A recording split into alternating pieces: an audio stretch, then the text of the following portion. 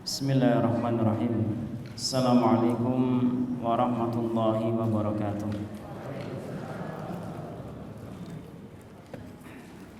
Innal hamdalillah nahmaduhu wa nasta'inuhu wa nastaghfiruh wa na'udzu billahi min shururi anfusina wa min sayyiati a'malina. Man yahdihillahu fala mudilla lahu wa man yudlil fala hadiya lahu.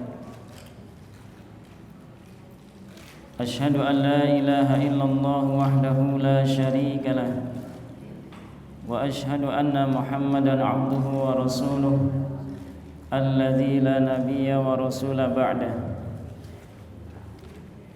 Allahumma salli wa sallim ala nabiyyina Muhammadin ibni Abdillah wa ala alihi wa ashabihi wa man walah.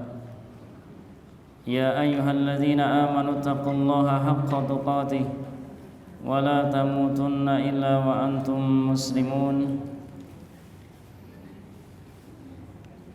Ya ayyuhan nasu taqu rabbakumul ladzi khalaqakum min nafsin wahidah wa khalaqa minha zawjaha wa batha minhuma rijalan katsiran wa nisaa'a wattaqullaha alladzi tasaaluna bihi wal arham innallaha kana 'alaikum raqiba. Amma ba'd. Ma'asyiral muslimin wal muslimat, bapak-bapak, ibu-ibu, saudara dan saudari sekalian, rahimani Allah wa iyyakum. Syukur alhamdulillah senantiasa kita panjatkan kehadirat Allah Subhanahu wa taala yang telah memberikan banyak kenikmatan kepada kita sekalian, terutama kenikmatan iman dan Islam, dan kenikmatan senantiasa mendapatkan kemudahan dari Allah Subhanahu wa taala untuk menjalankan sunnah-sunnah Rasulullah sallallahu alaihi wasallam. Bapak dan Ibu sekalian, rahimani Allah wa iyyakum. Pada pagi hari ini kita insyaallah akan sedikit mereview materi yang telah kita sampaikan pada beberapa bulan yang lalu dan akan menambahkan beberapa maklumat yang semoga bisa bermanfaat bagi kita semua.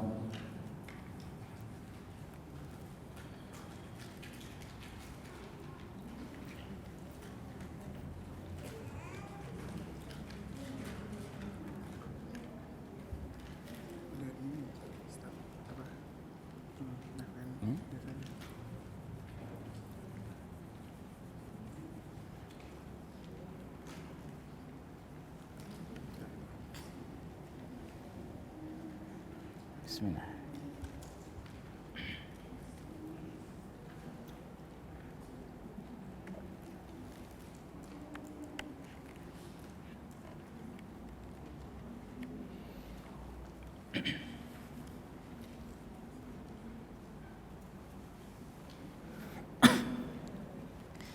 Baik ibu-ibu sekalian dan bapak-bapak yang kami hormati,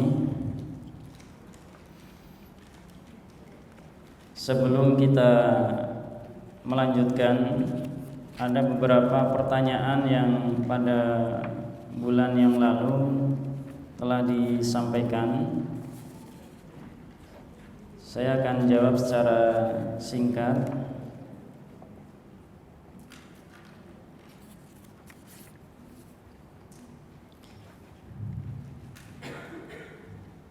Pertanyaan yang pertama, bagaimana cara menghindari ngantuk saat kajian atau sholat Jumat akibat gangguan jin? Kalau terkait dengan hari Jumat, kita disunahkan, bahkan ada yang sebagian ulama mewajibkan, yaitu mandi. Mandi seperti mandi janabah.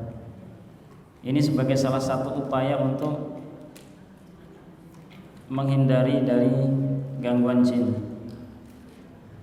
Karena jin nanti insya Allah akan kita sampaikan bahwa jin itu tempatnya itu adalah di tempat-tempat yang kotor, sehingga kalau badan kita ada bau yang tidak enak, maka jin itu suka, atau dalam tanda kutip adalah setan, ya, setan itu suka. Dan setan tidak suka dengan bau yang harum. Oleh karena itu ketika sholat Jumat atau kajian sebaiknya mandi dulu, ya, mandi, kemudian ngantuk itu biasanya diawali dengan menguap. Maka ketika menguap segera tahan. Kalau tidak bisa ditutup dengan tangan. Ini sebagai salah satu upaya.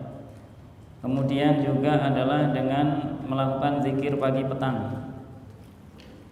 Melakukan zikir pagi petang. Dan yang berikutnya adalah melakukan 5 yang fitrah, ya, memotong kuku, kemudian memendekkan kumis, memotong atau mencabut bulu ketiak, dan juga memotong bulu kemaluan, ya, mencukur. Maka itu akan menepis dari gangguan jin.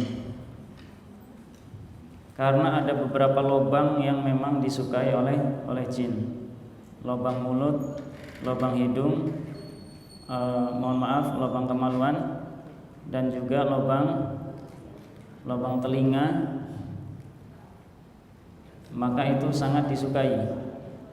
Makanya setan itu ketika ada salah seorang sholat, dia suka mengganggu lubang pantat, ya, ditiup-tiup, ya, diberikan was-was sehingga seolah-olah kentut. Maka itu perlu dibersihkan agar wangi sehingga setan tidak suka. Kemudian yang berikutnya, kalau meruqyah anak kecil bagaimana? Meruqyah anak kecil ya sama saja sebetulnya dengan bacaan ruqyah yang standar. Akan tetapi ada satu doa, kalau memang anak kecil itu belum bisa berdoa sama sekali, maka didoakan sebagaimana Rasulullah mendoakan cucu-cucu beliau. Ketika hendak tidur, maka beliau membaca u'idzukuma, karena cucu beliau 2, Hasan wal Husain radhiyallahu anhuma, beliau membaca u'idzukuma. Kalau satu ya cukup u'idzuka, kalau perempuan u'idzuki. Bi kalimatillahi tammah min kulli syaitanin wa hammah wa min kulli ainin lamah. Artinya adalah saya lindungkan Anda, saya lindungkan engkau dengan kalimat-kalimat Allah yang sempurna dari setiap jenis setan dan binatang buas, dan juga dari setiap mata yang jahat. Nah, ini yang bisa menimbulkan ain. Jadi ketika anak misalkan sakit, di ruqyah ya sama bacaannya, ya, bisa dibacakan Al-Fatihah, kemudian dibacakan, setelah itu ditiupkan, atau bisa juga dibacakan di air kemudian diminumkan kepada anak tersebut. Kemudian yang berikutnya,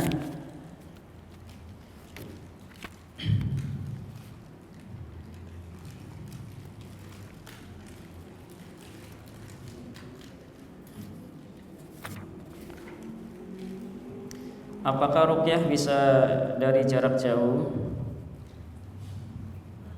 Saya belum tahu. Yang saya tahu adalah, dan itu sebagaimana banyak diriwayatkan, dan dicontohkan oleh para sahabat adalah ruqyah yang langsung di hadapan. Maksudnya ruqyah ya pasiennya ada di depannya. Kalau ruqyah jarak jauh, kalau maksudnya adalah mendoakan saja, ya boleh saja. Ya. Jadi anak misalkan ada di Malaysia, ibunya ada di Jakarta, doakan. Anaknya lagi sakit, doakan. Allahumma rabbanas azhibil ba'sa, ya. Doakan, itu tidak masalah. Tapi kalau dibacakan ruqyah jarak jauh, wallahu alam, saya belum tahu terkait dengan itu.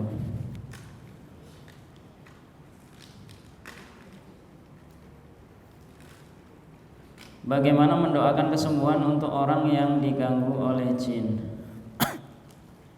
Sebetulnya doa itu sebisa kita. Kalau kita bisa dengan bahasa Arab ya kita doakan kesembuhan. Allahumma rabbanas, ya. Kalau kita bisa doa tentang atau terkait dengan ruqyah, maka kita ruqyah. Jadi bisa kita ruqyah atau bisa juga kita mohon kepada Allah dengan apa yang kita bisa. Misalnya bisanya dengan bahasa kita, ya kita berdoa dengan bahasa kita. Ya Allah, semoga sembuhkanlah si fulan dari gangguan sihir misalkan.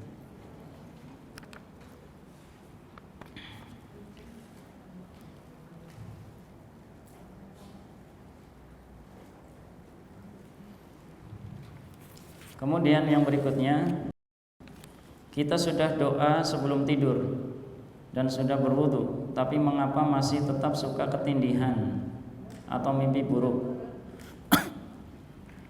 Bagaimana solusinya? Ya, yang pertama, ketika sudah wudu dan sudah membaca zikir sebelum tidur, kita perlu evaluasi. Evaluasi yang pertama, wudunya sudah benar atau belum? Sudah sesuai dengan sunnah atau belum? Kemudian yang kedua, ketika membaca zikir atau doa, kita bacanya itu dengan penuh kemantapan atau lalai. Karena Allah SWT tidak menerima doa di atas hati yang lalai. Maka seiring kita berdoa dan berzikir kepada Allah, kita harus mantap. Kita harus yakin dan khusyuk ketika membaca zikir tersebut. Berarti perlu dievaluasi terhadap individu orang tersebut. Kemudian perlu juga diteliti dulu pernah punya amalan atau tidak. Barangkali amalan itu masih memiliki pengaruh atau masih ada sesuatu yang disimpan. Kalau memang dulunya punya pengalaman ada amalan yang diamalkan, maksudnya adalah amalan yang tidak sesuai dengan sunnah. Kemudian yang kedua, apakah ada keturunan nasab orang-orang terdahulu, ya, kakek, nenek dan lain sebagainya, ya, para pendahulu yang memiliki atau pernah memiliki amalan, maka ini bisa nurun kepada keturunannya, ya. Bisa jadi itu yang menjadi sebabnya, ya. Seolah-olah dia mendampingi terus, membantu, tapi sebetulnya dia adalah mengganggu dan nanti akan banyak menimbulkan mudarat. Oleh karena itu solusinya adalah tadi kita evaluasi wudhu kita. Wudhu kita sudah benar atau belum? Kemudian kita juga harus evaluasi zikir kita. Zikir kita sudah benar atau belum? Dan kalau sudah benar, kita bacanya yakin atau dalam kondisi lalai. Ya seperti rutinitas saja, ya. Kalau rutinitas kan kadang baca dermemel, ya kalau bahasa Jawanya, tapi enggak dibatin, ya, enggak dibatin. Dan bagaimana ketika telah wudu sebelum tidur, ya, wudu sebelum tidur lalu batal atau kentut, ya. Ya, berarti wudu lagi, sebaiknya wudu lagi. Ya, wudu lagi. wudu dan berdoa kepada Allah semoga Allah jaga dalam keadaan suci, ya. Nanti kalau sudah terbiasa wudu, insya Allah tahan. Ya. Bisa jadi satu hari itu dia dalam keadaan suci. Kenapa? Karena sudah terbiasa berwudu. Jadi kalau batal wudu lagi terus seperti itu. Kondisi suci dalam artian adalah memiliki wudu, ya, memiliki taharah, maka itu akan menghindarkan orang tersebut dari gangguan setan. Apalagi sekarang sedang musim penculikan, ya, makanya zikir itu sangat penting. Selain upaya-upaya yang lain, ya, tapi zikir itu menjadi salah satu upaya kita mohon perlindungan kepada Allah Subhanahu wa taala.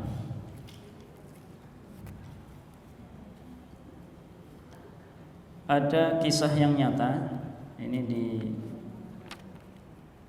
daerah Arab, ya. Seorang anak SMP diculik, ya. Kemudian dimasukkan ke bagasi.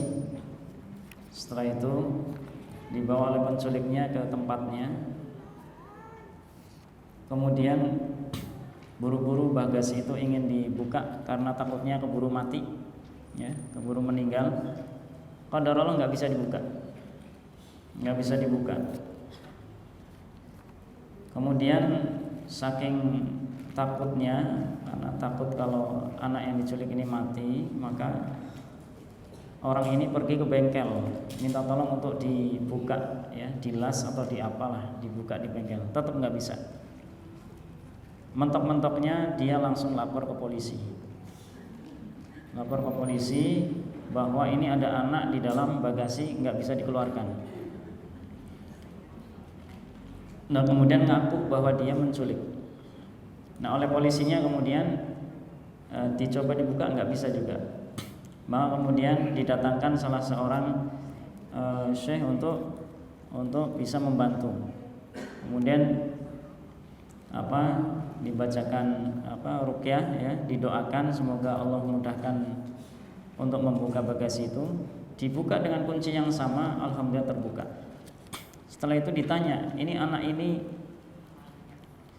ini apa sih yang dia amalkan itu apa? Sehingga heran, ya. Ini seolah-olah seperti skenario Allah untuk menjaga anak tersebut, ya, menjaga anak tersebut. Ternyata ketika ditanya, anak tersebut setiap harinya rutin membaca zikir pagi petang.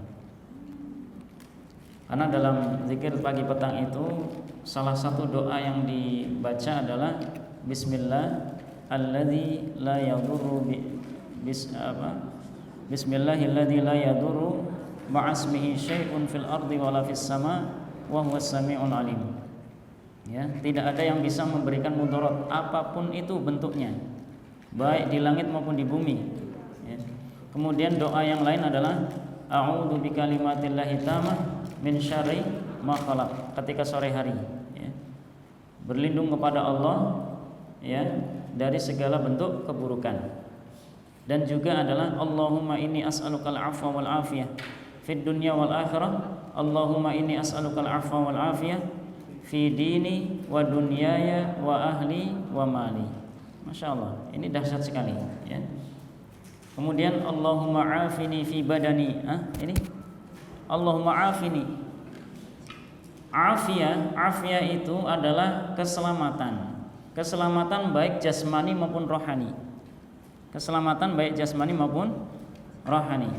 Sehingga ketika berdoa seperti itu dengan penuh keyakinan, ya, dengan penuh khusyuk, Allah Subhanahu wa taala memberikan perlindungan, ya.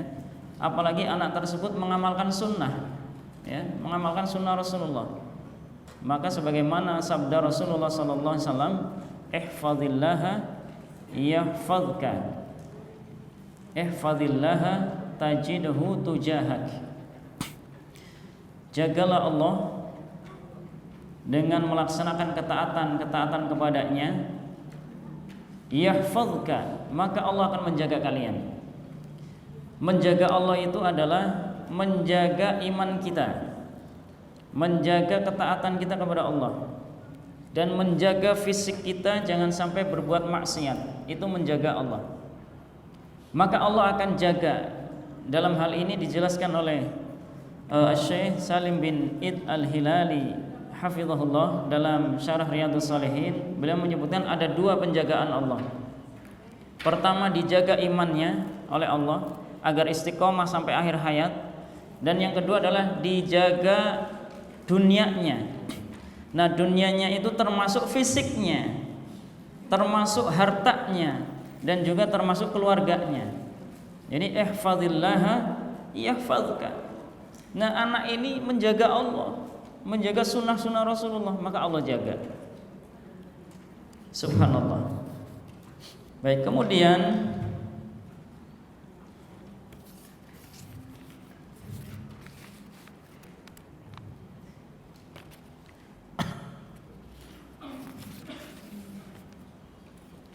bagaimana dengan pemburu hantu yang tayang di TV? Apakah termasuk ruqyah syirkiyah? Kalau ruqyah di sini dalam artian umum, ya, dalam artian bahasa, yaitu jampe-jampe, ya, maka termasuk ruqyah, tapi ruqyah syirkiyah. Kenapa? Karena di situ dengan bantuan jin, ya, dengan bantuan jin.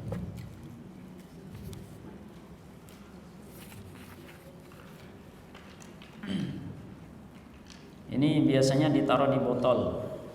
Kalau nggak di botol, di telur, ya. Kalau nggak ada telur angsa, ya telur ayam.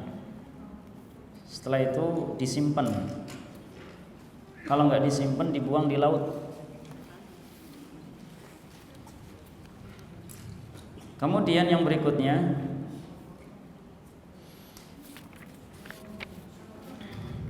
apakah betul seorang yang mempunyai ilmu kekebalan akan sulit meninggal jika ilmu itu tidak dibuang? Iya. Sulitnya ini sebagai siksa bagi orang tersebut, ya. Jadi susah meninggalnya. Sakaratul mautnya itu susah.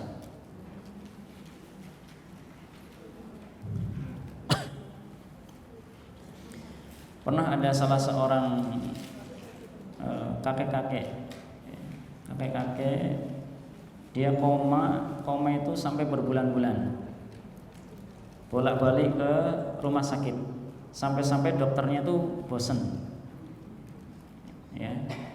Nah, terakhir kemudian Allah takdirkan dipertemukan dengan saya dan teman saya, kemudian minta untuk diruqyah.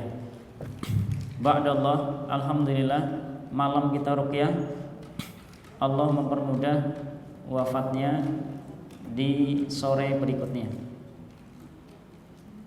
Dan dalam meruqyah orang-orang seperti ini, kita juga harus memberikan nasihat. Kita kasih nasihat untuk, ya, walaupun orang tersebut sudah koma, tapi orang tersebut pendengarannya masih berfungsi. Jadi kita bisikan nasihat-nasihat yang baik untuk bertaubat, untuk tidak meyakini apa yang dulu pernah menjadi amalannya. Kemudian kita minta kepada keluarga, barangkali ada sesuatu yang disimpan, ya, pegangan-pegangan, maka itu dimusnahkan, bisa dengan dibakar. Alhamdulillah, kemudian Allah mudahkan wafatnya. Pernah saya mengalami ini sampai 4 kali, ya. Kasus yang sama. Ada salah seorangnya adalah pensiunan angkatan, ya. Jadi dapat oleh-oleh dari tempat tugasnya, apa, keris atau apa, ya. Nah, kemudian bisa menyembuhkan. Baik, jamaah sekalian rahimanallahu wa iyyakum.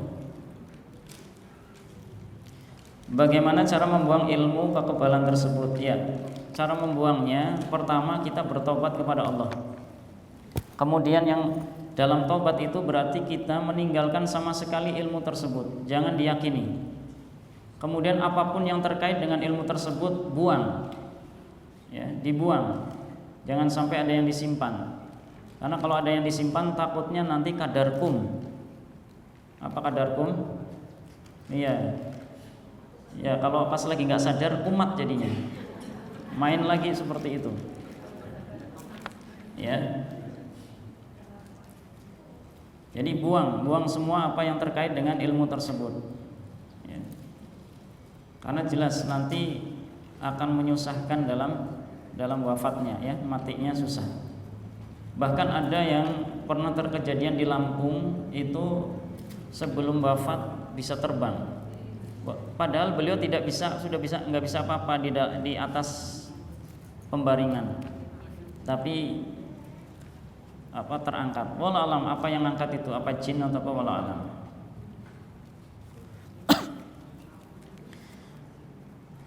Dan kalau ada di antara kita yang mau diwarisi jangan mau, ya. Biasanya pewarisan itu kalau tidak dengan salaman itu lewat mimpi.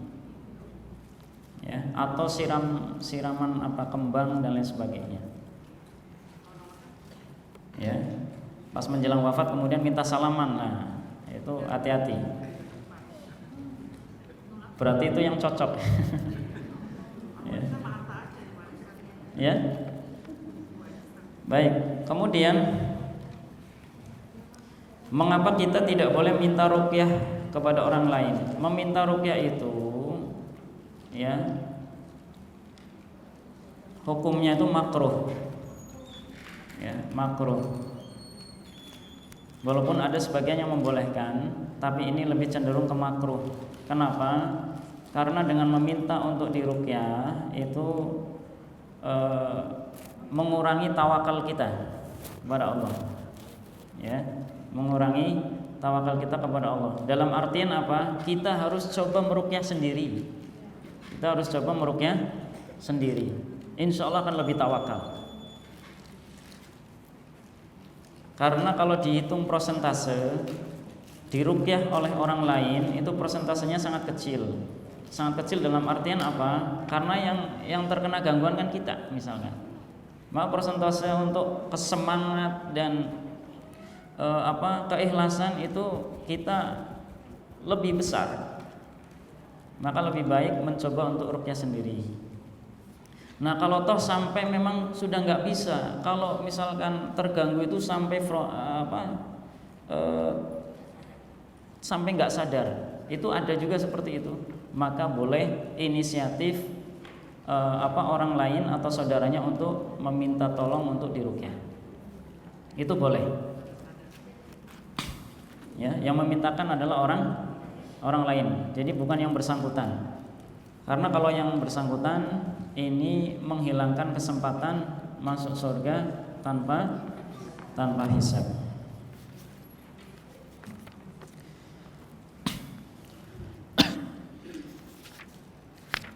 Bagaimana indikasi tanda-tanda orang yang terkena sihir atau gangguan jin? Indikasi pertama adalah dia itu mudah lalai dan susah untuk diajak taat. Itu berarti ada gangguan jin. Ya. Nah, stadiumnya ya masing-masing, ya. Kalau stadiumnya masih ringan ya kadang sadar gitu. Ya, diajak mau. Tapi kalau pas lagi ini nggak mau juga, ya. Jadi susah untuk diajak ketaatan. Ini salah satu indikasinya. Kemudian kalau indikasi secara fisik itu dari mata itu tidak ada fokus. Matanya tidak fokus. Mana yang dipandang nggak ada fokus. Ya. Jadi kosong. Ya. Mata itu kosong, pandangannya kosong. Kemudian ada juga tanda yang lain adalah yang dirasakan oleh fisik, yaitu merasa sakit, tapi sakitnya ini ketika dicek secara medis itu negatif. Ya. dicek secara medis itu negatif, maka ini bisa ada kemungkinan ada gangguan jin. Akan tetapi ketika ada sakit secara fisik yang dirasa, itu bisa jadi awalnya memang itu medis, tapi kemudian didomplengi oleh jin, ya, sehingga penyakit itu ketika dideteksi itu tidak kelihatan. Ibaratnya itu ditutup, ya, ditutup. Nah, setelah parah-parahnya, ya, setelah parah, baru kemudian pas dideteksi ketahuan sudah parah. Memang tujuan jin ketika jin dalam hal ini bukan jin yang baik, ya, jin setan itu adalah ingin membuat kerusakan, baik kerusakan secara moral maupun kerusakan secara fisik atau kerusakan secara rohani, sehingga manusia itu jauh dari Allah Subhanahu wa taala. Apalagi yang kemudian sakit dan gak kunjung sembuh. Nah, ini rawan putus asa nih, ya. Padahal ketika sakit kalau dijalani dengan sabar itu menghapus dosa. Dan kondisinya itu dekat dengan Allah Subhanahu wa taala. Baik, jamaah sekalian, yang berikutnya panjang juga nih pertanyaannya, ya.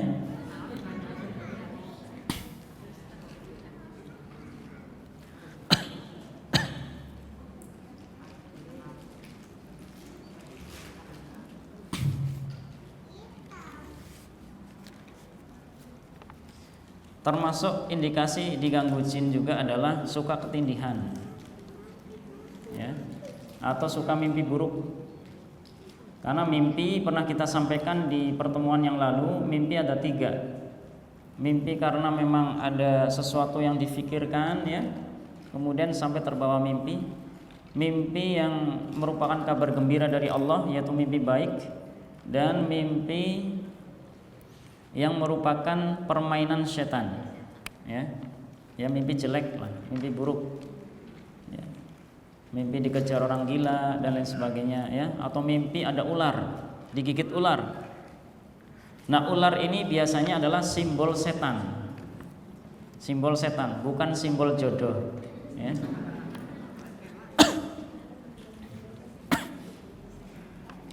Baik, kemudian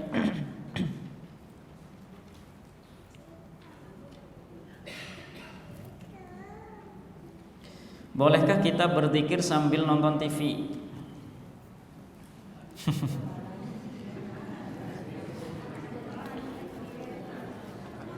Ini termasuk tazyin dari setan. Termasuk hiasan-hiasan yang dipasang oleh setan. Udah sambil nonton TV juga nggak apa-apa. Ya.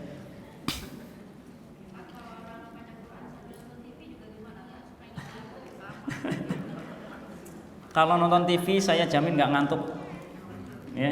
Kalau baca Quran ngantuk, ya. Sebaiknya dihindari lah, ya. Nggak boleh, ya, nggak boleh. Karena nonton TV itu nanti melalaikan. Nah, Allah SWT tidak menerima zikir yang berasal dari hati yang lalai. Apalagi di TV, ya, TV di sini kan banyak iklan-iklan yang membuka aurat, ya. Nah, kecuali TV-nya kajian, ya. TV-nya kajian. Nonton TV yang kajian itu termasuk zikir kok, ya, termasuk zikir. Karena itu mengingatkan kepada Allah. Jadi itu dianjurkan. Berarti ini kan TV-nya TV bukan kajian kan maksudnya. Ya, jadi jawabannya seperti itu. Kalau TV kajian ya boleh, silahkan, saya anjurkan. Kemudian kalau kita sakit, apa ada zikir khusus? Ya. Yang sejauh yang saya tahu tidak ada. Ya, tidak ada zikir khusus, tapi kita berdoa kepada Allah. mohon ampunan kepada Allah, banyak-banyak istighfar. Karena sakit itu sebagai salah satu sarana kita untuk zikrul maut, untuk mengingat mati. Kalau sakit kan sudah banyak yang dicabut nih. Yang tadinya doyan makan jadi dicabut nih doyan makannya. Makan susah, tidur juga susah. Jadi banyak yang dicabut kenikmatan itu. Maka kita ingat mati. Oh, ini jangan-jangan sebentar lagi mati, ya. Maka banyak istighfar kepada Allah. Dan ibadah ketika sakit itu jangan ditinggal, khususnya sholat. Jadi banyak berzikir, ya, zikir-zikir yang umum, ya, zikir pagi petang, ya, kemudian zikir setelah sholat, ya, memperbanyak istighfar, ya, memperbanyak 2 kalimat yang berat timbangannya, subhanallah wa bihamdi subhanallah al-azim.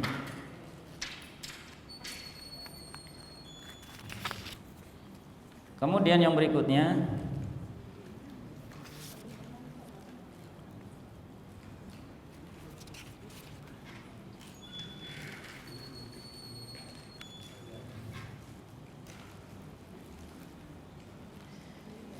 ini sudah, ya.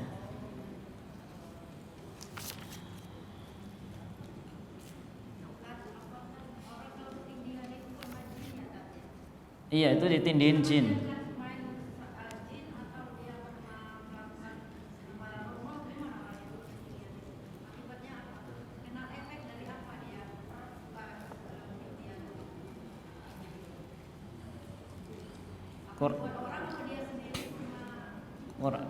Kurang jelas Ibu. Jadi ketindihan,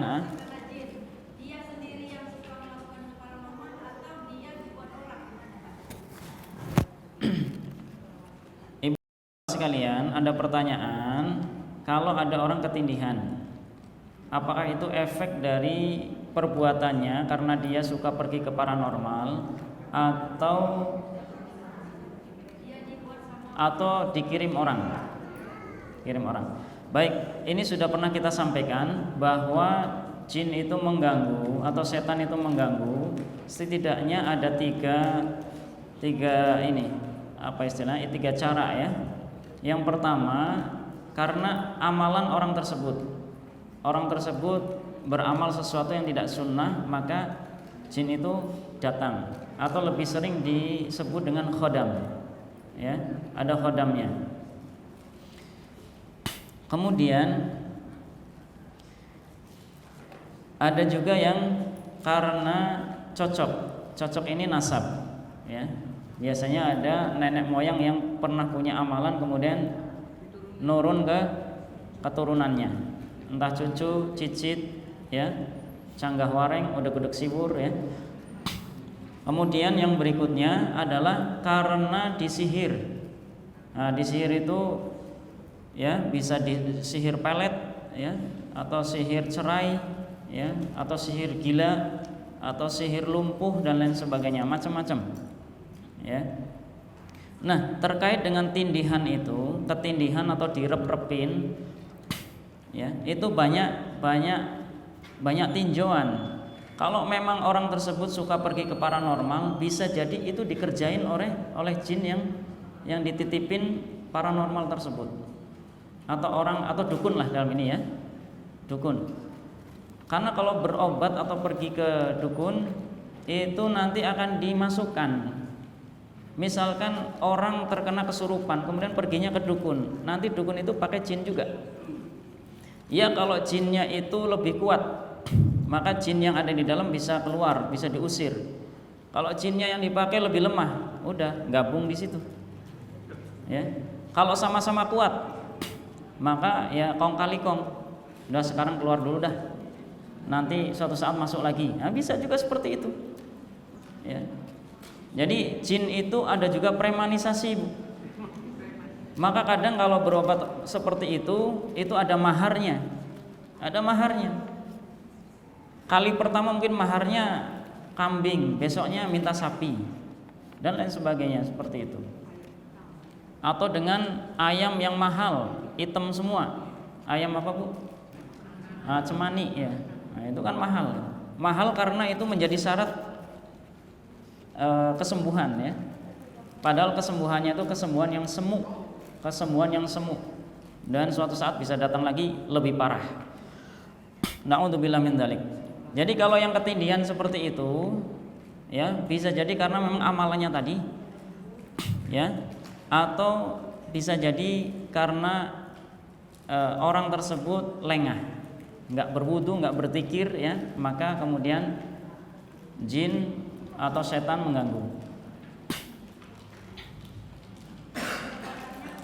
Ya Ibu? Ya, cara pengobatannya tadi sudah ya.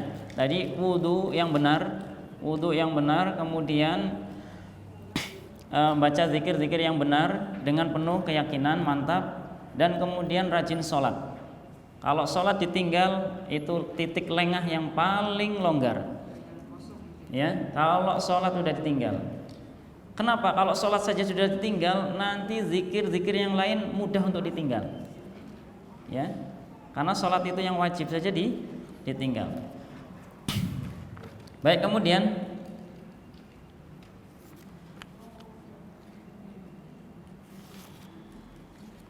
ya, alhamdulillah. Pertanyaan yang terkait dengan tema secara umum sudah kita jawab. Nanti kalau ada pertanyaan ditulis saja Ibu ya. Ditulis. Kalau waktunya nggak cukup, tahun depan. Ya. Baik, Bapak dan Ibu sekalian, rahimanillah wa iyyakum. Kita sudah bahas tema ini, adab sehari-hari sarana ruqyah mandiri. Jadi untuk meruqyah mandiri kita, meruqyah diri kita, maka kita lakukan dengan mengamalkan adab-adab yang dicontohkan oleh Rasulullah SAW dalam kehidupan sehari-hari. Dari adab tidur sampai tidur kembali. Ya, ini sudah sekilas kita sampaikan pada bulan yang lalu. Bulan atau tahun, Pak? Bulan ya. Oh, masih Februari dulu ya. Baik, ini sudah. Nanti kita masuk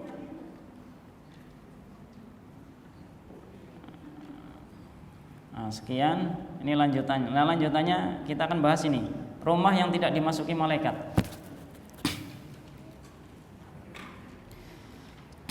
Kita bahas dulu terkait dengan malaikat secara sekilas. Malaikat itu makhluk Allah Subhanahu wa taala yang tercipta dari nur. Dan malaikat jumlahnya sangat banyak, tidak terbatas. Malaikat tugasnya adalah taat kepada Allah. Sehingga malaikat la ya'sunallaha ma amarahum wa yaf'aluna ma yu'marun. Jadi malaikat tidak pernah bermaksiat terhadap perintah Allah, dan malaikat senantiasa taat melaksanakan perintah-perintah Allah Subhanahu wa taala. Kemudian malaikat ini adalah makhluk yang pemalu. Ya, jadi ketika ada aurat terbuka maka malaikat menghindar. Kemudian malaikat adalah makhluk yang sudah diberikan tugas masing-masing. Ya, tugas masing-masing. Tugasnya apa? Ya, ada sebagian yang disebutkan. Ada yang bertugas untuk memberikan cinta kepada kaum mukminin. Ada yang tugasnya adalah memberikan pembelaan, sebagaimana yang dikirimkan oleh Allah Subhanahu wa taala ketika kaum muslimin berperang dengan orang-orang kufar, ya. Jadi tentara dari langit. Kemudian ada malaikat yang memberikan salawat atau memberikan doa kepada siapa? Yaitu kepada orang yang mengajarkan kebaikan. Jadi orang yang mengajarkan kebaikan akan mendapatkan doa malaikat. Kemudian juga orang yang sholat di shaf yang pertama, sholat di shaf pertama itu akan mendapatkan doa malaikat, keberkahan dari malaikat. Kemudian juga orang yang berdiam diri di masjid untuk menunggu sholat berikutnya. Jadi setelah sholat kemudian menunggu sholat berikutnya, maka ini akan mendapatkan doa malaikat. Kemudian orang yang sahur, maka mendapatkan doa malaikat. Kemudian juga adalah orang yang suka bersolawat, ya, dengan solawat yang dituntunkan oleh Rasulullah Sallallahu Alaihi Wasallam. Dan juga orang yang menjenguk orang sakit. Orang sakit. Jadi orang yang menjenguk orang sakit ini memiliki keutamaan akan didoakan oleh malaikat. Juga ada malaikat yang tugasnya mengaminkan doa orang-orang yang beriman. Ya, mengaminkan doa orang yang beriman.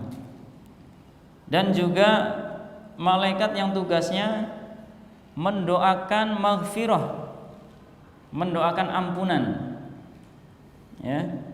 Dan juga malaikat yang hadir di sini di majelis ilmu, ya, yang tugasnya berkeliling, kemudian ketika ada majelis ilmu kemudian ikut masuk dan mendoakan orang-orang yang berada di majelis ilmu tersebut. Yang berikutnya adalah malaikat yang tugasnya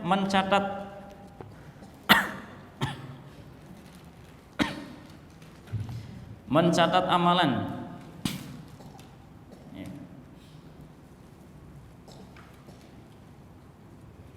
Kemudian malaikat yang turun ketika ada salah seorang mukmin yang membaca Al-Qur'an. Kemudian malaikat yang memberikan kabar gembira kepada orang yang beriman, terutama adalah ketika orang yang beriman tersebut wafat, ya, sedang sakaratul maut, maka Allah Subhanahu wa taala memerintahkan para malaikat yang tugasnya adalah itu, ya, untuk memberikan kabar gembira. Innal ladzina qalu rabbunallah tsumma istaqamu tatanazzalu alaihimul malaikah alla takhafu wa la tahzanu. Ini dijelaskan dalam beberapa tafsir bahwa malaikat ini diutus oleh Allah untuk memberikan ketenangan. Orang yang sedang sakaratul maut itu peristiwa yang sangat genting, peristiwa pertarungan di mana setan juga membisikkan untuk berbuat kufur, mengatakan perkataan-perkataan kufur. Maka satu sisi kemudian ketika orang itu adalah orang yang beriman, orang yang istiqomah, Allah turunkan malaikat untuk memberikan ketenangan. Apa kata malaikat? Alla takhafu wa la tahzanu. Mas, sudah, jangan takut. Anda jangan takut terhadap kematian yang akan Anda alami, dan Anda jangan khawatir terhadap hal-hal yang ditinggalkan, baik itu berupa harta, berupa keluarga dan lain sebagainya. Jadi yang ditinggal nanti siapa yang menjadi penolong? Dalam ayat berikutnya, nahnu awliyaukum fil hayatid dunya wa fil akhirah. Kami yang akan menjadi wali, akan menjadi penolong bagi kalian, baik dalam kehidupan dunia maupun akhirat. Masya Allah. Malaikat ini bertugas memberikan kabar gembira, memberikan ketenangan. Malaikat adalah makhluk yang jujur, tidak pernah berbohong. Maka ketika mereka datang, hati orang tersebut tenang. Maka hati orang yang beriman itu akan tenang. Dan ketika wafat, tidak lain yang ditinggal adalah senyuman. Ya, tidak jarang kemudian orang yang beriman ketika meninggal itu dalam keadaan senyum. Kenapa? Karena sudah dikasih kabar gembira oleh malaikat. Ya, udah jangan takut, jangan khawatir. Nanti kematian ini adalah sebagai bentuk istirahat. Ya. Adapun yang ditinggal nanti Allah Subhanahu wa taala yang akan menjadi penolong. Dan kemudian potongan ayat berikutnya, wa absyiru bil jannah. Sudah dikasih ketenangan seperti itu, ya. Kemudian dikasih kabar gembira. Kasih kabar gembira kepada mereka dengan surga. Ya, dengan surga. Ya sudah, dunia yang indah bagaimanapun itu kalah dengan kabar gembira berupa surga. Maka Masya Allah, senyum dengan tenangnya, Masya Allah. Itulah orang yang beriman. Baik, inilah tabsyiruhum lil mu'minin, malaikat yang bertugas untuk memberikan kabar gembira kepada orang yang beriman. Kemudian juga ada malaikat yang membersamai kaum mukminin dalam berperang. Dan juga ada malaikat yang tugasnya menjaga kaum mukminin. Menjaga kaum mukminin, ya. Menjadi bodyguard. Ya, menjadi bodyguard bagi kaum mukminin. Masya Allah. Jadi nggak perlu lagi jimat, ya, nggak perlu lagi jimat.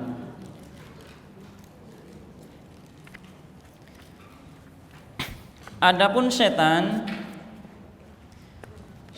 itu, ya terutama adalah yang dari jin, ya, dari kalangan jin, itu memiliki hilah, cara yang licik untuk menjerumuskan manusia. Nah, seperti tadi, yaitu menghiasi yang batil itu seolah-olah jadi baik, ya. Zikir sambil nonton sinetron. Nonton sinetron atau nonton dangdut, ya. Kan saya sambil zikir, tapi nontonnya dangdut. Ya, dihias, ya.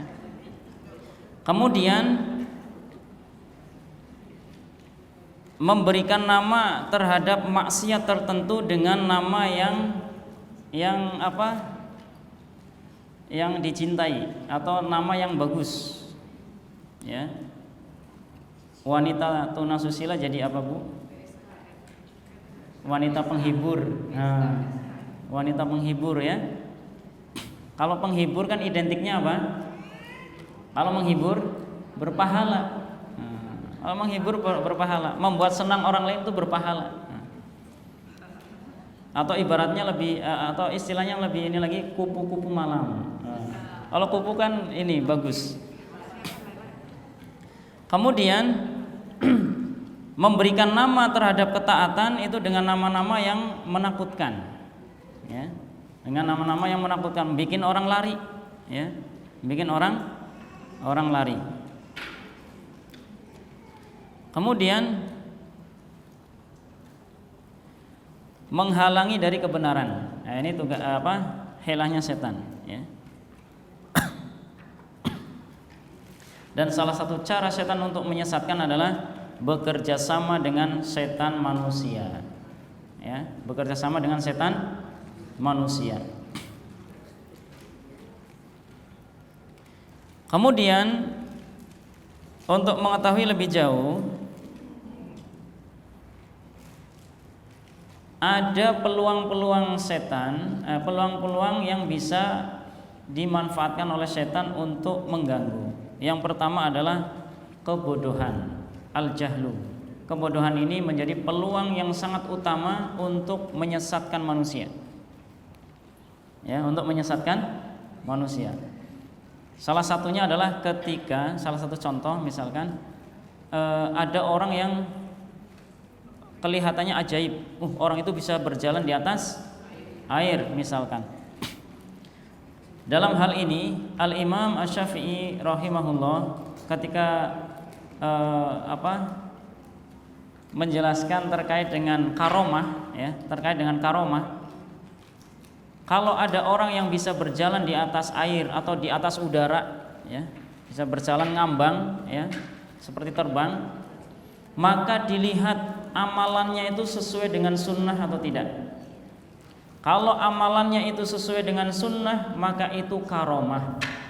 Sebagaimana yang diberikan kepada para sahabat ketika, kalau tidak salah itu perang Qadisiyah, yang harus melewati lautan. Maka para sahabat itu berjalan di atas air itu seperti berjalan di atas padang pasir. kudanya itu seperti napak di atas padang pasir, masya Allah. Ini karomah, ya. Tapi kalau ada orang bisa jalan seperti itu, amalannya tidak sesuai dengan sunnah, berarti itu adalah kerjasama dengan jin. Nah, orang yang tidak tahu maka nggak bisa membedakan itu. Oh, itu wali itu. Nah, itu wali, ya. Kalau wali santri mungkin ya. Wali santri. Baik. Jadi dengan kebodohan. Yang kedua adalah marah. Karena marah ini peluang besar setan untuk bisa masuk. Marah didefinisikan oleh para ulama itu ghayalanud dam. Jadi darah itu mendidih. Nah, kalau darah mendidih itu peluang setan untuk bisa masuk. Apalagi setan itu berjalan seiring perjalanan darah itu. Udah dihembus-hembusin terus biar terus marah. Maka Rasulullah SAW menasehati kalau marah lagi berdiri duduk, kalau sedang duduk berbaring, kalau berbaring juga masih marah juga segera ambil air wudhu. Segera ambil air wudhu. Karena setan jin itu terbuat dari api dan api padam dengan air.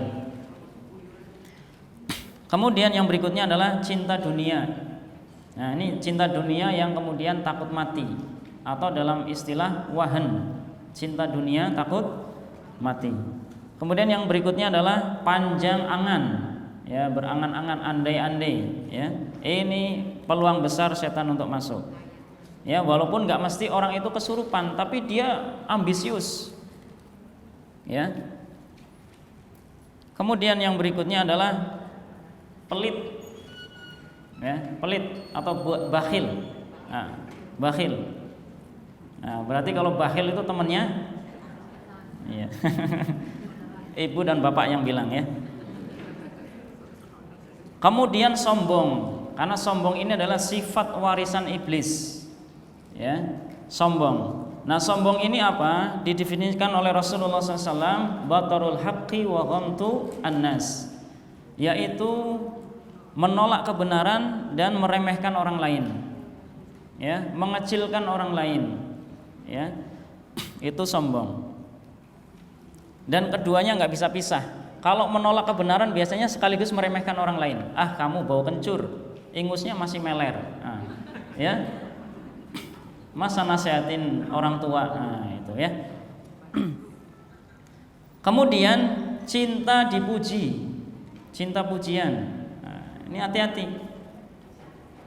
Nanti kalau sudah cinta pujian nanti jadinya sombong. Yang berikutnya adalah riya, pamer, ya. Yang berikutnya adalah bangga diri, ya, bangga diri, ujub. Yang berikutnya adalah memperturutkan hawa nafsu, memperturutkan hawa nafsu. Dan juga yang berikutnya adalah buruk sangka, suudzon.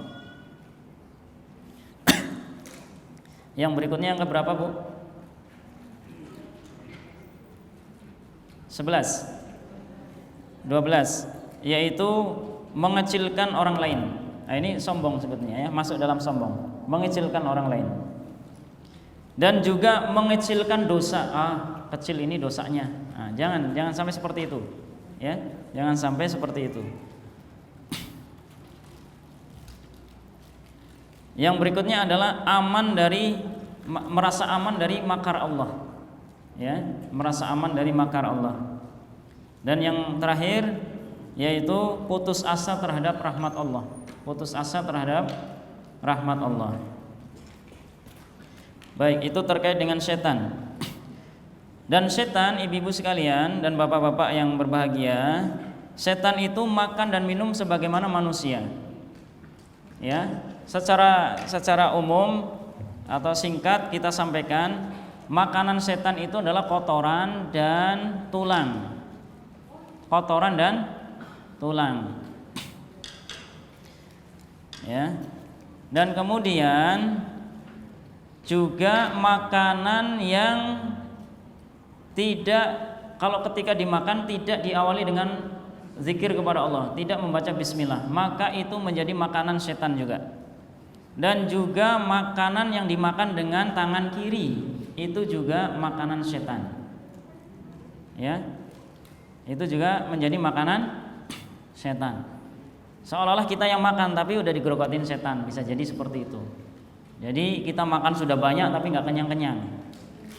Bisa jadi karena tangan kiri yang kita makan, makan dengan tangan kiri, atau bisa jadi juga makan tidak membaca bismillah. Tidak membaca bismillah. Makan sudah satu bakul, nggak kenyang juga. Nah, karena yang lebih banyak makan adalah bisa jadi setan. Jadi makan dengan tangan kiri dan makan tanpa membaca bismillah itu nanti akan dibersamai oleh teman, yaitu setan. Kemudian juga adalah makanan setan itu bangkai. Kalau jin yang mukmin itu makan makanan yang baik. Kalau tulang ya tulang yang tulang yang hewan itu disembelih dengan baca bismillah, maka jin yang mukmin makan tulang itu. Tapi kalau tulang-tulang yang dari bangkai, maka itu makanannya setan. Atau makanan hewan yang disembelih bukan dengan nama Allah. Untuk apa biasanya? Untuk sedekah, ya. Sedekah apa itu? Ya, sedekah udara, ya. Sedekah air, sedekah tanah, ya. Nama lainnya, ya. Ya, sesajin, ya itu jadi makanan setan. Kalau pengalaman ruqyah, setan itu suka air kembang, air bunga, ya. Jinnya bilang begitu.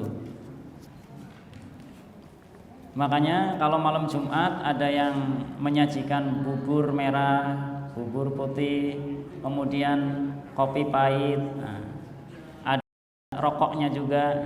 Itu yang makan siapa? Ya, ibu yang jawab.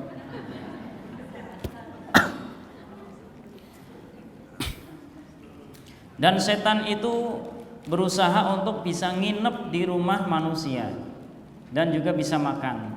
Jadi kalau masuk rumah tanpa membaca bismillah, maka setan masuk, ya.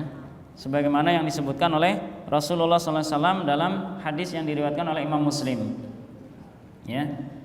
Kalau membaca bismillah, maka setan bilang la mabita lakum wala asya'a hahuna. Yang pernah kita sampaikan, di sini kita nggak bisa nginep dan juga nggak bisa makan malam. Udah kita kabur cari yang lain, ya. Jadi sebaiknya ini nasihat untuk kita dan juga nanti ditularkan kepada keluarga kita. Jangan sampai kita sudah baca bismillah nanti anak-anak kita masuk nyelonong saja, ya. Nah, diajari masuk rumah baca bismillah. Ya. Baik, kemudian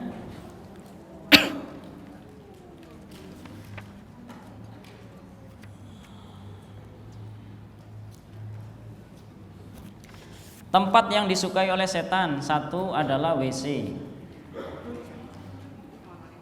Jadi kalau yang suka lama-lama di WC, hati-hati, ya. Kemudian saya ingatkan lagi terkait dengan adab melepas pakaian, maka kita awali dengan membaca bismillah. Kalau tidak membaca bismillah, maka aurat kita menjadi tontonan setan, ya, menjadi tontonan setan. Jadi kalau mau masuk WC, baca bismillah, Allahumma inni a'udzubika minal khubuthi wal khaba'ith. Baru masuk dengan dengan kaki kiri, keluar dengan kaki kanan. Nah, di WC jangan lama-lama, ya, jangan lama-lama karena itu tempatnya setan. Dan juga di tempat-tempat kotor, kecomberan, kemudian tempat-tempat najis, termasuk juga tempat sampah, ya, termasuk tempat sampah. Jadi memang sebaiknya tempat sampah itu kita taruhnya di luar, ya, tidak di dalam rumah, ya, untuk menghindari dari gangguan setan. Baik, yang berikutnya kita masuk ke pembahasan rumah yang tidak dimasuki malaikat. Malaikat yang dimaksud di sini adalah malaikat rahmat yang mendoakan rahmat bagi penghuni rumah dan mendoakan istighfar, ya, mendoakan maghfirah. Nah, kalau rumah itu ada penghalang-penghalangnya, maka malaikat ini nggak masuk. Bagaimana malaikat pencatat? Malaikat pencatat tetap ngikut. Malaikat hafadzah yang senantiasa menjaga juga ikut. Malaikat maut yang siap untuk mencabut roh juga ikut. Nah, jadi yang dimaksud di sini malaikat adalah malaikat rahmat.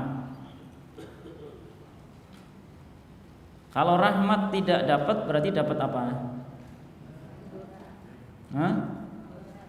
Bisa mendapatkan laknat dari Allah. Ya, mendapatkan laknat dari Allah. Na'udzubillah.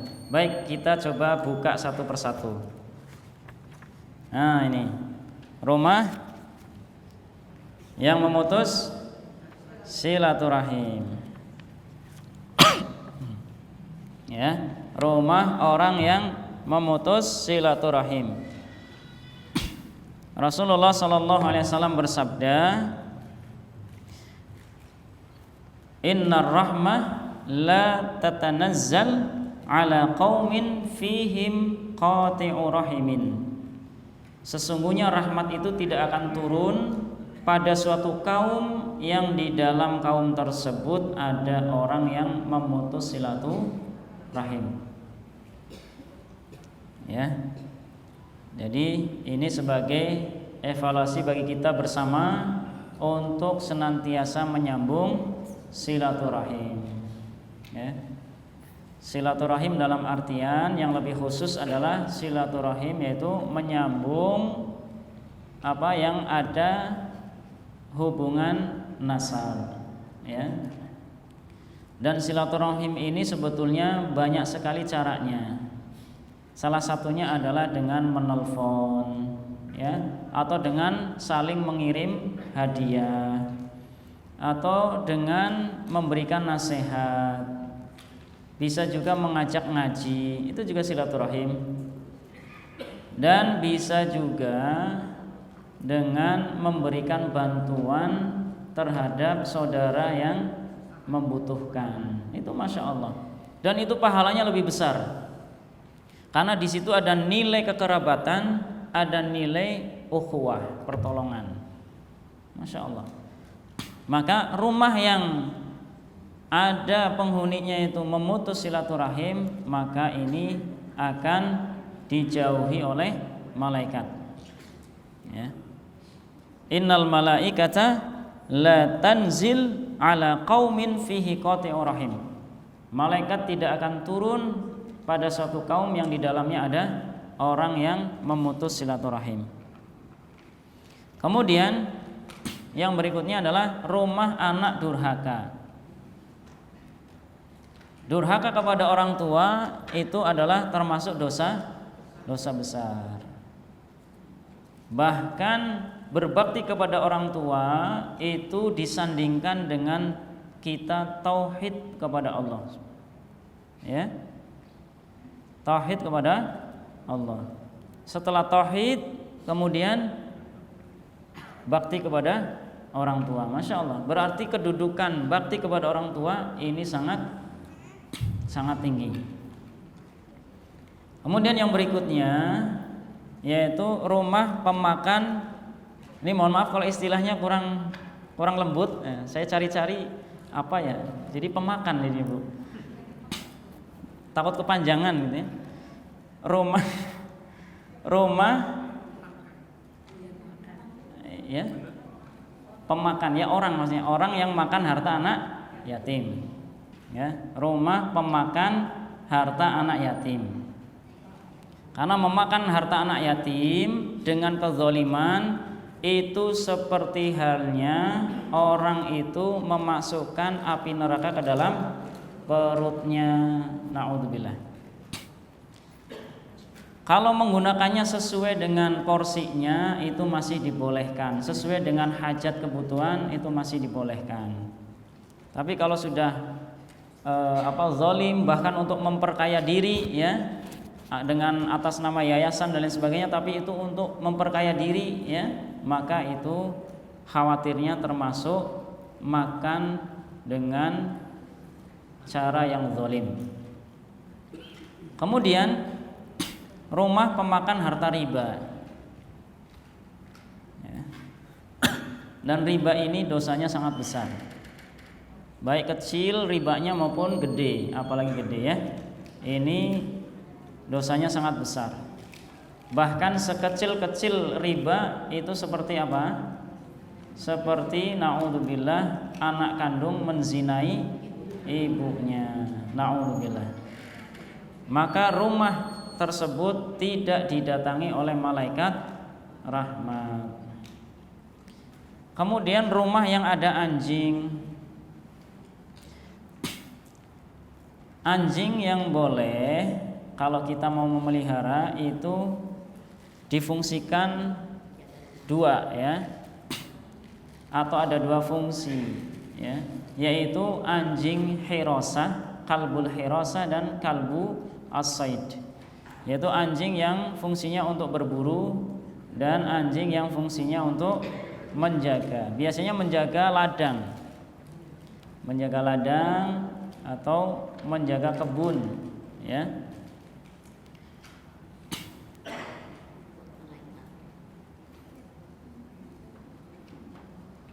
Kemudian yang berikutnya adalah rumah yang banyak terjadi celaan, baik celaan kepada Rasulullah, celaan terhadap para sahabat, celaan terhadap Al-Quran, celaan terhadap hadis, celaan terhadap orang lain, celaan antara suami dan istri, celaan antara ayah dan anak ya, atau ibu dan anak, celaan terhadap orang lain yang sudah meninggal misalnya. Maka rumah tersebut dihindari oleh malaikat rahmat. Ya, rumah tersebut akan dihindari oleh malaikat rahmat.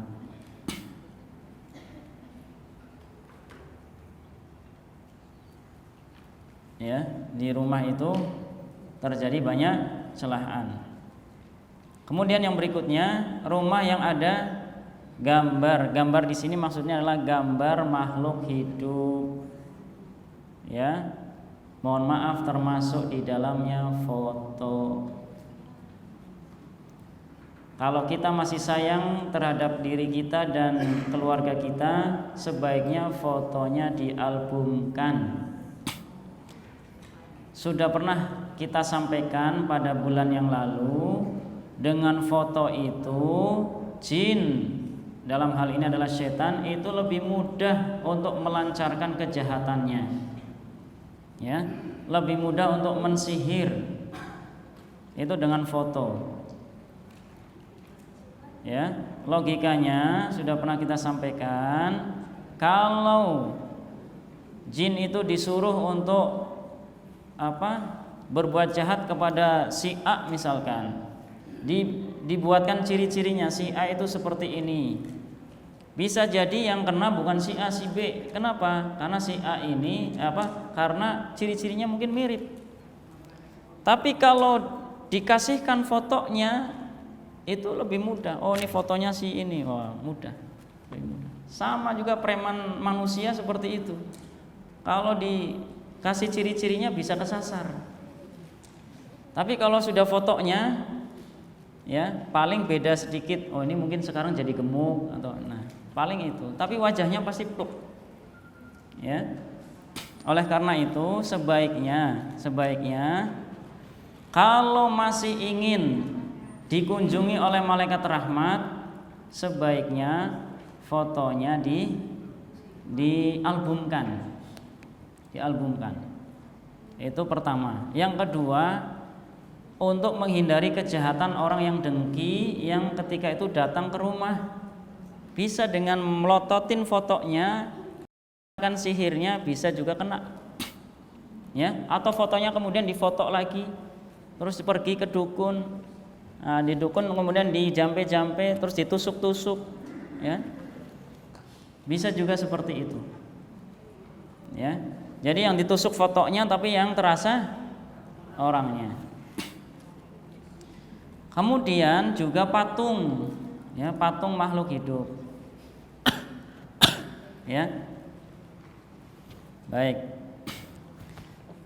Yang berikutnya adalah yang banyak nyanyian atau musik. Ya mohon maaf ini kalau ada yang suka nyanyi ya atau yang suka dengar musik ya, sebaiknya dikurangi. Nanti lama-lama kalau sudah berkurang dihilangkan. Lebih baik mendengarkan murotal. Saya belum temukan hadis atau dalam ayat yang menjelaskan kalau dengar nyanyian dapat pahala. Tapi kalau dengar murotal, dengar saja itu sudah dapat pahala. Jadi berkah yang mana? Mendengar murotal dapat pahala, didatangi malaikat rahmat. Dengar musik nggak dapat pahala, malaikat rahmat kabur. Nah, suka yang mana? Monggo dipilih lah. Ya. Ya, jadi banyak nyanyian atau musik. Karena biasanya kalau sudah musik berbunyi, hati mulai lalai. Ya, sudah nggak ingat lagi. Bahkan kalau ada azan, bisa jadi azan kalah suaranya. Ya, nggak sempat jawab azan, malah yang diikuti musik. Bahkan ada peristiwa tragis. Orang yang suka musik sudah saking sukanya sampai terekam di memori di bawah ambang sadar. Nah, susah banget ya. Sampai tersimpan seperti itu. Ketika sakaratul maut, ya ketika mau dituntun, justru yang muncul itu nyanyian yang sering didengar. Na'udzubillah. Na'udzubillah. Ya, kita mau tuntun la ilaha illallah. Ya. Malah nyanyi yang dilafadzkan. Hati-hati. Ya. Karena sakaratul maut itu peristiwa yang sangat genting yang siapa lagi yang mau menolong, ya? Ya dengan amalan kita itu, dengan amalan selama hidup kita itu yang akan membantu meringankan sakaratul maut kita, ya, membantu sakaratul maut kita. Kalau kita sudah sering berzikir yang sesuai sunnah, sering beribadah, insya Allah ketika sakaratul maut kita akan dimudahkan untuk apa? Dengan tuntunan orang yang mentalkin la ilaha illallah, ya, kita kemudian tertuntun, insya Allah. Nikmat sekali itu, ya. Kenapa? Bagaimana gak nikmat kalau orang yang bisa mengucap itu di akhir hayatnya, apa janji Rasulullah SAW yang diucapkan? Masuk surga. Baik, jadi sebaiknya jangan ini. Dan ini termasuk kalau boleh dibilang sebagai panah setan, musik ini termasuk panah setan. Panah setan yang dahsyat. Ya. Dan juga bisa memudahkan setan masuk dalam tubuh dan kemudian menguasai tubuh seseorang. Ya. Bisa kesurupan dan lain sebagainya, atau susah untuk beribadah. Giliran untuk beribadah rasanya berat, ya, rasanya berat, atau nyesek. Itu salah satu indikasi nyesek. Tapi dicek paru-parunya dan ini bagus semuanya, jantungnya bagus, tapi sering nyesek misalkan. Atau ada yang gemblok di punggung, berat sekali. Terlebih kalau membaca Al-Quran, waduh beratnya, ya. Ini rambut yang ringan sekali itu seolah-olah ketika untuk beribadah itu berat sekali, ya. Ya, bisa jadi itu adalah gangguan setan. Ya. Baik, kemudian rumah yang ada ratapan. Ratapan di sini niyahah. Ratapan ketika terkena musibah kemudian meratap yang bisa menjerumuskan orang tersebut untuk mengucap ucapan yang seolah-olah tidak mengimani takdir. Ya, misalkan anaknya meninggal, ya, kemudian diratapi. Kenapa kok kamu yang mati duluan? Kenapa enggak ibu? Kamu kan masih kecil, masa depannya masih panjang. Nah, ini kemudian sambil garuk-garuk, padahal enggak gatel itu, digaruk. Ya, sambil nyobek-nyobek baju, ya. Itu yang digambarkan oleh Rasulullah, ya, meratap sampai narik-narik rambut, ya, kemudian kantong ini baju dirobek dan sebagainya. Geleparan di lantai, ya. Nah, itu tidak boleh. Ya, semua musibah lah, entah itu kebakaran, ya, atau ada yang meninggal, ya. Sampai meratap seperti itu. Padahal ketika terkena musibah seperti itu, ada ucapan atau itu adalah kondisi di mana orang tersebut bisa meraih pahala yang tanpa batas. Yaitu apa? Bersabar. Dengan mengucap apa? Inna lillahi wa inna ilaihi raji'un. Kemudian berdoa, Allahumma ajurni fi musibati wa akhlif li khairan minha. Masya Allah.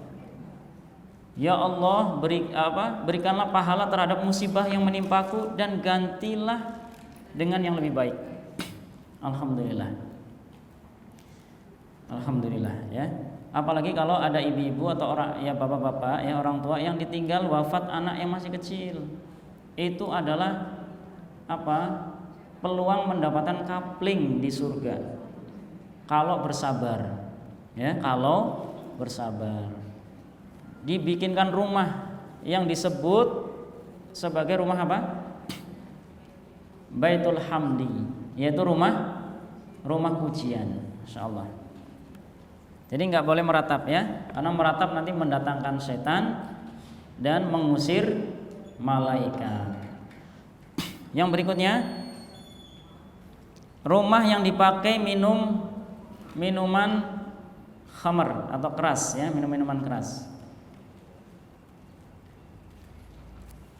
Disebutkan khamar itu adalah sebagai ummul khaba'ith atau ummul fawahish, yaitu sebagai induknya kriminalitas. Ya. Khamar itu sebagai induknya kriminalitas. Maka khamar ini tidak mendatangkan keberkahan dari Allah Subhanahu wa taala. Dengan minum khamar bisa membunuh. Dengan minum khamar bisa berbuat zina. Dengan meminum khamar bisa apalagi? Banyak, ya, mencuri, ya, merampok. Bisa juga tawuran. Dulu waktu saya SMP, teman-teman SMP itu adik kelas malah. Dia kalau mau tawuran dia minum dulu. Dia bilang, nanti kalau kita sudah mau tawuran kita minum dulu. Loh, kenapa minum? Biar berani. Ya, biar berani. Bukan berani itu, nekat, ya.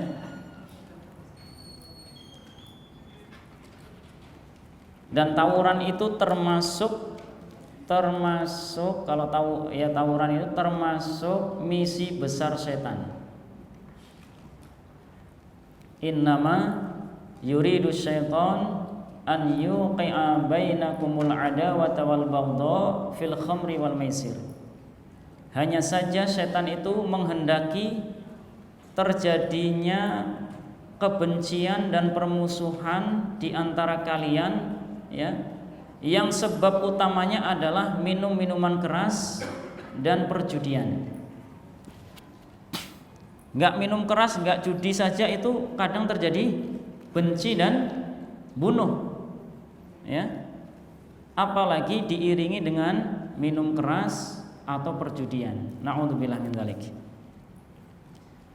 Kemudian yang berikutnya adalah rumah yang ada kesyirikan, ya.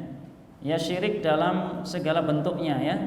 Entah itu memiliki cincin, tapi cincin yang sekedar untuk hiasan boleh, ya.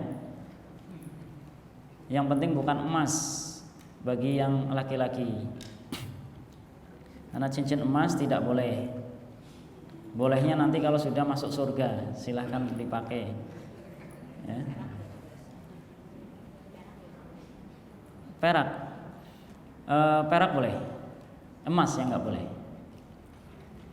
Ya, jadi terjadi kesyirikan. Ya, ada salah seorang satpam, dia pergi untuk kerja, sampai tengah jalan lupa sabuknya, sabuk pengaman. Ya, karena itu yang dirasa memberikan keamanan, maka sudah jauh pun balik lagi ke rumah, ambil sabuknya. Karena di dalamnya ada jimatnya. Ya. Padahal jimat itu nanti akan memperbudak dia. Ya, itu buktinya sudah diperbudak itu. Ya.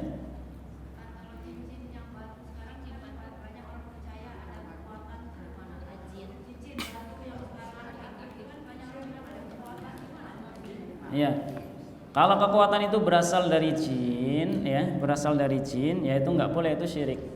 Tapi kalau secara medis misalnya diteliti, ada batu yang berkhasiat misalkan, kemudian bisa untuk berobat misalkan, secara medis kok iya benar, maka itu boleh. Tapi itu pun tidak boleh diyakini yang memberikan kesembuhan adalah batu. Ya, karena kesembuhan itu datangnya dari Allah. Itu sama saja seperti bodrek. Ya, seperti bodrek, ultraflu, sanaflu, flu-flu yang lain. Ya, sama batu itu. Tapi kalau itu kok diyakini batunya ini yang menyembuhkan, nah itu terjerumus ke dalam kesyirikan. Termasuk ruqyah nih. Ruqyah walaupun syar'i, tapi ruqyah ini diyakini yang menyembuhkan, maka itu syirik. Jadi ruqyah yang syar'i, tapi kita meyakini bahwa yang menyembuhkan Allah ini adalah sebagai ikhtiar. Ikhtiar yang disunahkan. Baik. Termasuk di dalamnya adalah praktek tatoyur. Ya. Ini mau pergi ke kampung, dihitung dulu hari baiknya. Nah, itu kalau hari baik itu dihitung ini liburnya panjang, maksudnya itu masih mungkin ya. Tapi kalau hari baiknya itu masalah baik dan celaka dan enggak celakanya, maka itu bisa masuk dalam syirik. Itu masuk dalam tatoyur. Meyakini hari tertentu ini hari celaka, hari tertentu hari baik, itu masuk dalam tatoyur. Jadi tatoyur itu kaidahnya begini. Tatoyur itu adalah menyandarkan kebaikan maupun keburukan itu kepada selain Allah. Ya. Jadi ini terjadi kecelakaan. Ini karena hari sial misalnya. Nah, itu enggak boleh. Kalau diyakini sebagai ini adalah takdir Allah dan kita harus sabar, nah itu yang bagus. Kemudian yang berikutnya adalah rumah yang ada bau tidak enak. Nah, makanya tadi kita sampaikan sebaiknya tong sampah di luar. Ya. Karena biasanya dari tong sampah itu tercium bau nggak enak. Nah, kalau ada bau yang nggak enak, ada celah setan bisa masuk. Nah, setan bisa nginep di situ. Kemudian saya ingatkan lagi terkait dengan membuang air panas. Biasanya ibu-ibu nih, atau yang berprofesi jualan nasi goreng, mie goreng ya, mie rebus ya. Itu hati-hati ya. Jadi sebaiknya kalau ada tukang mie rebus atau mie goreng ya dinasehati. Kalau buang air panasnya hati-hati ya. Sebaiknya ya didinginkan dulu. Setelah itu baru dituang. Biasanya kan buangnya ke kecomberan. Karena jin bisa terluka. Jin bisa terluka. Kalau jin sudah terluka, itu balas dendamnya itu melebihi sakitnya. Bisa melebihi sakitnya. Yang sakitnya cuma pegel, bisa dipukul, bisa bahkan bisa sampai dibunuh. Ya. Dan yang balas dendam itu tidak hanya jin yang bersangkutan, bisa juga kruknya, ya, dengan kruknya. Jadi bau yang nggak enak sebaiknya dihindarkan. Nah, ini sebagai anjuran bagi kita juga, kalau badan kita sudah mengeluarkan bau yang gak enak, segera dibersihkan. Karena itu tidak disukai oleh malaikat, tapi disukai oleh setan. Ya. Nah, ini rumah orang yang boros, musrif, ya, bukan musyrif. Kalau pakai shin bagus. Musyrif itu pembimbing, pembina. Ini musrif pakai sin. Orang yang boros, berlebihan, ya, yang membelanjakan hartanya di luar kebutuhan, ya. Nah, ini dijauhi oleh malaikat ini. Hati-hati. Kemudian rumah orang yang terus-menerus suka bermaksiat. Musirrina 'alal maksiyah. Ya, jadi terus, ya, senang nikmat dalam maksiat. Maksiat itu apa? Maksiat itu adalah lawan dari taat. Lawan dari taat. Yang sudah nggak sholat ya seneng nggak sholatnya. Bahkan dipublikasi, saya nggak sholat nih, tapi tetap sehat. Nah, saya minum 5 krat tapi nggak mabok. Nah, ya, itu nggak cuma musirina alal maksiat, tapi juga mujahirina. Jadi mengekspos maksiatnya itu, ya. Jadi senang dengan kemaksiatan yang dilakukan. Ya, saya habis kunjung ke Mbah si Fulan, dapat wangsit begini, diumumkan misalnya. Nah, itu juga. Ya, jadi orang yang terus menerus melakukan maksiat. Kemudian rumah yang ada zina. Na'udzubillah min dzalik. Dan zina ini termasuk dosa atau perbuatan dosa yang akan disegerakan azabnya. Idza dhahara zina wa riba fi qaryatin faqad ahallu azaballah. Atau kama qala alaihi salatu wassalam. Apabila telah jelas, telah nampak perbuatan zina dan riba di suatu kaum, ya, di suatu wilayah, ya, di suatu kampung, maka sungguh orang-orang tersebut telah menghalalkan azab Allah. Na'udzubillah min dzalik.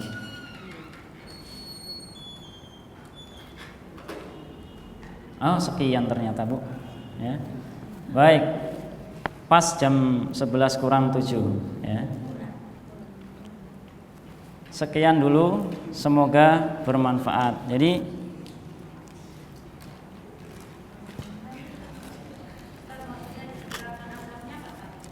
azabnya di dunia. Iya? Bagaimana, Ibu? Kasat matanya. Ya. Azab itu bisa berupa, ya, azab itu, ya, bisa, azab yang dimaksud itu adalah pasukan-pasukan Allah, bisa berupa air, ya, bisa berupa angin, bisa berupa api, bisa berupa apa lagi, ya, atau bisa berupa gempa, ya, sebagaimana kaum Nabi Lut, ya, yang dibalikkan buminya, yang atas jadi bawah, ya. Nah, terkait dengan azab yang menimpa kaum Nabi Muhammad SAW, itu kaum Nabi Muhammad SAW itu nggak ada yang hancur dengan satu azab, sebagaimana kaum-kaum yang lain, ya, sebagaimana kaum-kaum yang lain. Kalau kaum Nabi Nuh hancur dengan air, ya, ada yang hancur dengan angin. Nah, azab di situ bisa jadi kalau zina itu sudah nampak jelas di masyarakat, tapi nggak ada kok amar ma'ruf nahi mungkar, nggak ada nasihat, ya, dan di situ orangnya membiarkan, maka azab itu bisa menimpa semuanya. Tapi nilainya beda, ya, nilainya bisa beda. Bagi pelakunya itu adalah azab, Bagi yang apa? Yang beriman, maka itu sebagai ujian. Sebagai ujian. Kalau azab bagi individunya, bisa jadi individu itu terkena apa itu? HIV. Ya. Terkena HIV. Kalau dalam istilah Arab, istilah bahasa Arab,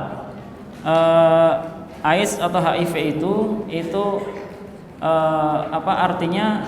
Nuqsan mana'ah. An-nuqsan al-mana'ah.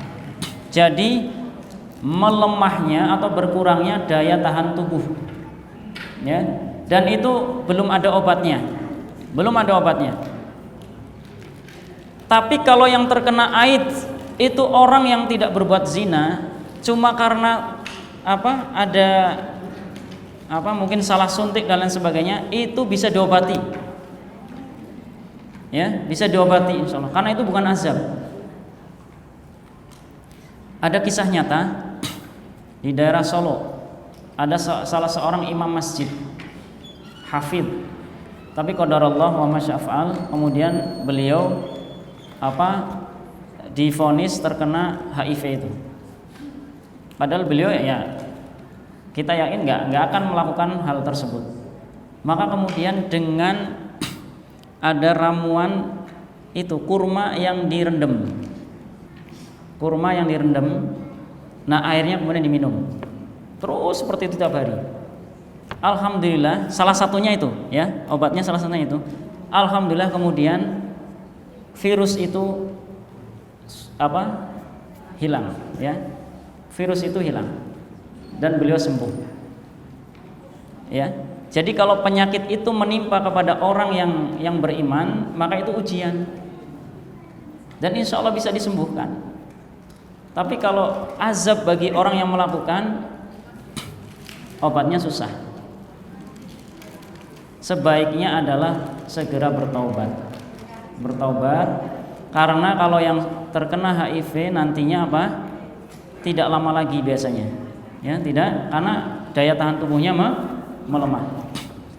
Saya pernah kunjung ke tempatnya Ustadz Katur Rahardi yang beliau spesialis bekam di Asabil Holistik. Beliau mengisahkan dulu pernah ada orang yang terkena HIV juga. Wallahu alam sebabnya apa, wallahu alam. Itu penanganannya harus khusus, di bekam khusus. Yang bekam itu harus kerodongan. Apa kerodongan itu? Pakai penutup, tertutup semuanya. Udah kayak astronot lah. Seperti itu. Dan bekamnya juga khusus untuk orang itu. Itu sekali dua kali ke situ. Kemudian kabar berikutnya, innalillahi wa inna ilaihi raji'un. Ya, karena namanya nuqsan al-mana'ah. Jadi menurun daya tahan tubuh. Maka sebaiknya segera bertaubat kepada Allah Subhanahu wa taala. Baik jamaah sekalian, insyaallah enggak ada pertanyaan ya? Tidak ada? Baik, berarti paham semua, alhamdulillah. Kita cukupkan dengan tasbih kafarah. Subhanakallahumma wa bihamdika asyhadu an la ilaha illa anta astaghfiruka wa atubu ilaik. Wal 'afwu minkum. Assalamualaikum warahmatullahi wabarakatuh.